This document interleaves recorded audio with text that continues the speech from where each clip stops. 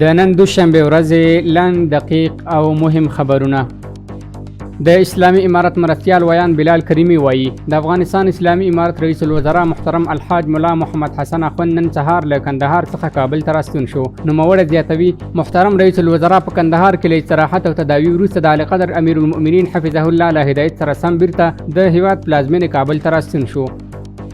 د کورنۍ چارو سرپرست وزیر خلیفه سراج الدین حقانی صاحب د لوګر ولایت په خروار ولسوالۍ کې د یوې غونډې په ترڅ کې د دې ولسوالۍ د شهیدانو له پلرونو ورونو او خپلوانو سره ولیدل. هغوی ته تسلیت وړاندې کړ او د اسلامي نظام په ټینګښت کې د هغوی قربانۍ د قدر وړ وبللې. د برتانیا د پارلمان د دفاعي جرګې مشر دغه هیواد پر حکومت غږ کړی چې په افغانستان کې خپل سفارت یو ځل بیا پرانیزي. د بهرنیو چارو سرپرست وزیر مولوي امیر خان متقي ویلي په هیواد کې حاکم نظام په مظاهرو او جلسو نه د رامنځته شوی بلکې د 2 میلیونو ککریو د قربانۍ په بدل کې ګټل شوی دی.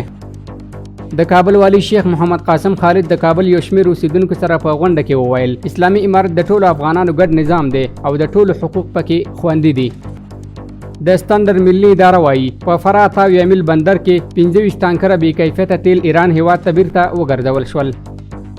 د کابل امنیه قومندانۍ وایي د لومړي حوزې پولیس یو تن د غلا په تور نیولی. یا د قومندانۍ زیاتوي یا شخص له یوه هیوادوال څخه د کابل په شهزاده سرای کې $10 غلا کړي و چې پولیسو ته تر خبرتیا وروسته غل ونیول شو او پیسې خپل مالک ته وسپارل شوې.